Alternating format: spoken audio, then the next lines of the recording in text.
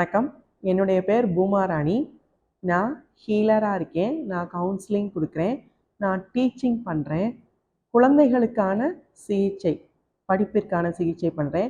வியாபாரம் மேலும் சிறப்பாக நடப்பதற்கு சிகிச்சை பண்ணுறேன். ஒரு நபர் ஏதாவது நோயோடு இருந்தாங்கன்னா அந்த நோய் சரியாவதற்கு சிகிச்சை குணமளிக்கக்கூடிய சிகிச்சையாளராக இருக்கேன். சிகிச்சைனா என்ன, ஹீலிங்னா என்ன அப்படின்னா, ஒருத்தர் மற்றவங்கள தொட வேண்டியதில்லை, நான் மற்றவங்களை தொட வேண்டியதில்லை, மருந்து மாத்திரையும் சாப்பிட வேண்டியதில்லை. இது எல்லாமே எனர்ஜி பேஸ்டான ஹீலிங். எனர்ஜினா என்ன?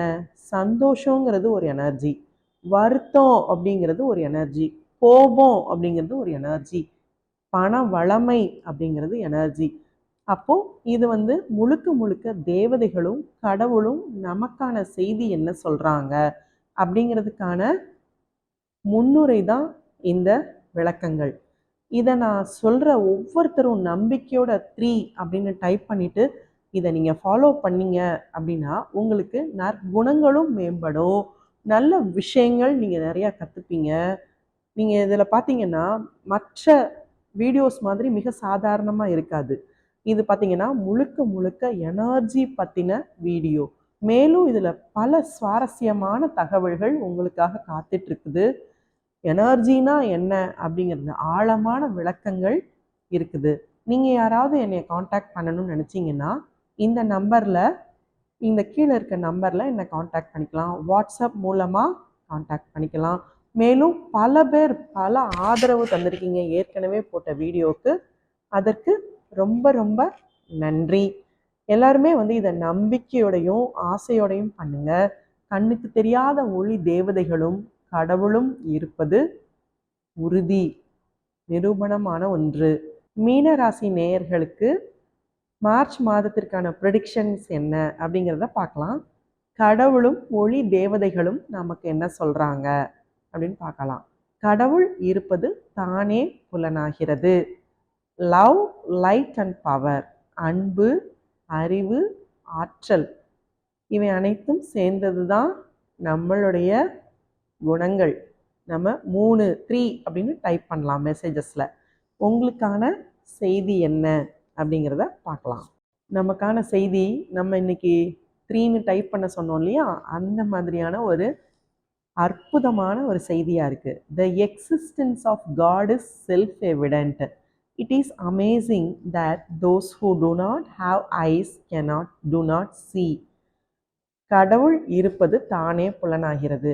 கடவுள் நம்ம ஏதாவது ஒரு செயல் செஞ்சோன்னாவே என்ன சொல்ல, எல்லாம் அவன் செயல் அப்படின்னு சொல்கிறோம். அது 100க்கு 100 உண்மை.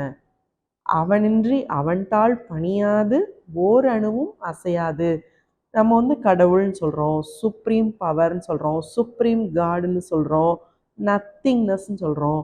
இது எல்லாமே கடவுளை தான் குறிக்குது. ஒளி அப்படின்னு சொல்கிறோம். நிறைய பேர் அந்த காலத்தில் இயற்கையை வழிபட்டிருக்காங்க. நேச்சர், ஒளி, சூரியனை கடவுளாக வழிபட்டிருக்காங்க. அப்போ அது எல்லாமே கடவுள் இருக்கிறாரு அப்படிங்கிறதுக்கான நமக்கு சாட்சி. நம்ம கண்கள் இருக்குது அப்படிங்கிறதுனால நம்ம எல்லாத்தையுமே பார்க்குறோம் அப்படிங்கிறது அர்த்தமா? இல்லை. கண்கள் யாரு கொடுத்தா? கடவுள் தான் கொடுத்தாங்க. நம்மெல்லாம் யாரு? கடவுளோட குழந்தைகள். கண்கள் இருப்பதுனால நம்ம எல்லாத்தையுமே பார்த்துட முடியாது. உலகத்துல கண்ணுக்கு புலப்படாத விஷயங்கள் எவ்வளவோ இருக்குது. நம்ம சொன்னோம் இல்லையா, ஏற்கனவே நான் நிறைய வீடியோஸ்ல சொல்லியிருக்கிறேன். ஒளி தேவதைகள் நம்ம கண்ணுக்கு தெரியுறாங்களா? கடவுள் கண்ணுக்கு தெரிகிறாரா? இல்லை. ஆனா நம்ம நம்பிக்கை, நம்ம பிரபஞ்ச ஆற்றல், ஆன்மீகம், இந்த மாதிரி பல விஷயங்கள் நம்ம பேசினாலும் நம்ம நம்பிக்கை, நம்ம நம்புறது, நம்ம செய்கிற செயல், இது எல்லாமே சீராக வரும்போது எல்லாமே தானாகவே நடக்கும்.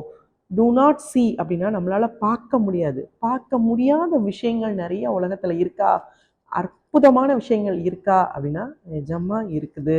ஆனால் நம்ம என்ன செய்கிறோம்? வேண்டாத எண்ணங்கள் உணர்வுகள்லையே கீழேயே ஒரு சவதியிலேயே சுழண்டுட்டே இருக்கும். அதுலேருந்து எப்போ மேலே அப்லிஃப்ட் ஆகி போகிறோமோ அப்போ தான் நம்மளால் என்ன செய்ய முடியும்?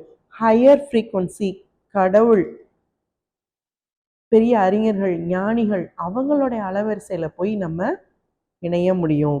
இதுதான் வந்து கடவுள் இருப்பது தானே புலனாகிறது அப்படின்னு சொல்கிறாங்க. மேலும் கண்களால் பார்க்க முடியாத, இந்த ஸ்தூல கண்களால் பார்க்க முடியாத நிறைய விஷயங்கள் உலகத்தில் இருக்குது. அதுக்கு மிக சரியான உதாரணம் வந்து நம்மளை சூழ்ந்து ஆறா இருக்குது, ஒளி உடல் இருக்குது, எனர்ஜி இருக்குது. நம்ம அதை வந்து எத்தனை விதமான வார்த்தைகள் சொல்லிக்கலாம், ஆனால் அது ஒன்று தான். ஆனால் நம்மளை சூழ்ந்து இருக்குது. காந்த அலைகள்னு சொல்லுவாங்க, எலக்ட்ரோ மேக்னெட்டிக் வேவ்ஸ்ன்னு சொல்லுவாங்க, ஆறான்னு சொல்லுவாங்க. அப்போ அதெல்லாமே இருக்குது. அது நம்மளால் பார்க்க முடியுதா? இல்லை. அப்போது நமக்கு நிறைய விஷயங்கள், நமக்கு அமைதி கிடைக்கும்போது, ஒரு ஸ்டில்னஸ் வரும்போது தான் நம்ம என்ன செய்ய முடியும்? நம்ம கண்ணுக்கு புலப்படாத விஷயங்கள் எல்லாத்தையுமே நம்ம தெரிஞ்சுக்க முடியும், கற்றுக்க முடியும். அப்போ தியானம் இதில் மிகப்பெரிய பங்கு வகிக்குது. மேலும் இன்னைக்கு எக்ஸாமுக்கு போகிற எல்லாருக்குமே என்னுடைய வாழ்த்துக்கள். நீங்கள் வந்து உங்களை நீங்களையே உணர்ந்து கண்மூடி 5 நிமிஷம் உங்களுக்கு பிடிச்ச கடவுளை பிரார்த்தனை பண்ணிவிட்டு நீங்கள் எல்லாருமே இப்போ எக்ஸாம் எழுதுங்க. எல்லாருக்குமே வந்து வாழ்த்துக்கள். வியாபாரம் செய்கிற அனைவருக்கும் வாழ்த்துக்கள். தினம் காலையில் நம்ம எப்படி ஃப்ரெஷ்ஷாக ஸ்டார்ட் பண்ணுறோம், பூஜை பண்ணுறோம், ஒரு விளக்கு ஏற்றுறோம்.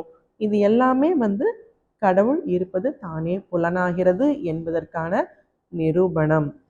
எல்லோருக்கும் நன்றி. மீனராசி நேயர்கள் அனைவரும் 3 அப்படின்னு டைப் பண்ணுங்கள். தேங்க்யூ.